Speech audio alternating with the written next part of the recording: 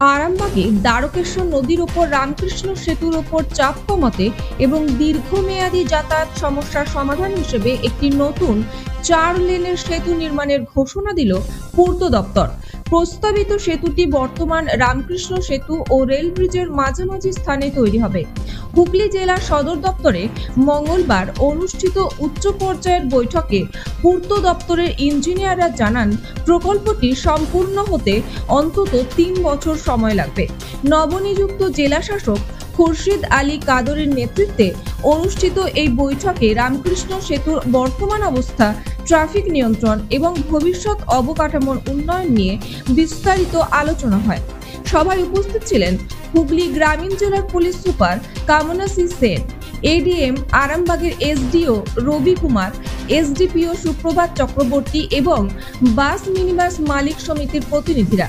প্রশাসনের দাবি, নতুন সেতু তৈরি হলে আরামবাগ শহরের যানজট অনেকটাই কমবে এবং সড়ক পরিবহন আরও মসৃণ হবে।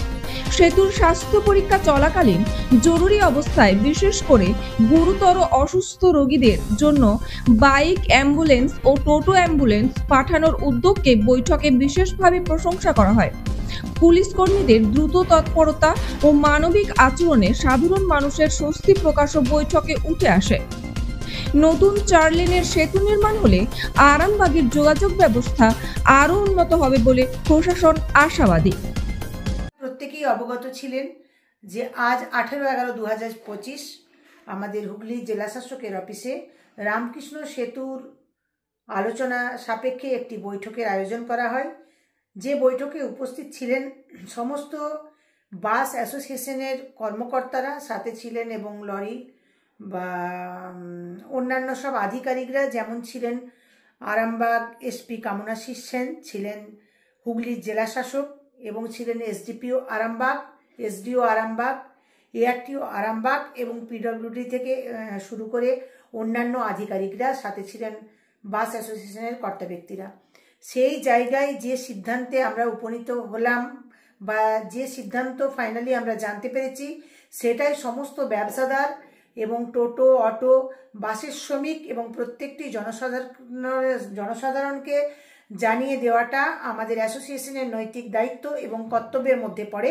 কারণ আপনারা কিছুদিন ধরেই বিভ্রান্তির শিকার হয়েছেন যে বাস রামকৃষ্ণ সেতুর উপর দিয়ে স্বাভাবিকভাবে চলাচল করবে নাকি আবারও কাটা সার্ভিস হবে। তো সেই জায়গাটা আজকে আমি আপনাদেরকে ক্লিয়ার করে জানিয়ে দিই। আজকের মিটিংয়ে যে সিদ্ধান্ত হয়েছে, বাস চলাচল স্বাভাবিক নিয়মেই রামকৃষ্ণ সেতু দিয়ে যেভাবে চলছে ঠিক সেভাবেই চলবে। কোনো রকম বাস বন্ধের নির্দেশিকা কিন্তু হয়নি, বাস বন্ধ হচ্ছে না, বাস স্বাভাবিক নিয়মেই চলবে।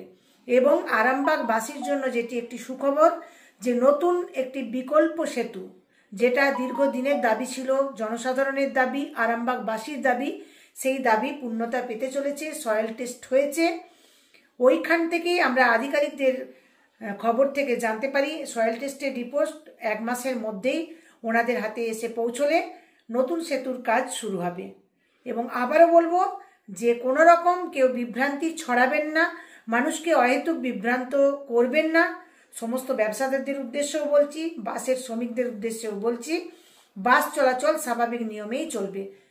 তো আরও একটি কথা বলবো, যদি কয়েকটি গাড়ি, যেটা ওখানে আমাদের আলোচনা সবাই হয়েছিল, যে কেরিয়ার থাকার কারণে হয়তো হাইট বারে ঠিকে যেতে পারে, যদিও কোনো গাড়িরই তেমনভাবে কেরিয়ার নেই, যদি থেকে থাকে অবশ্যই খুলে দেওয়ার আবেদন জানাচ্ছি।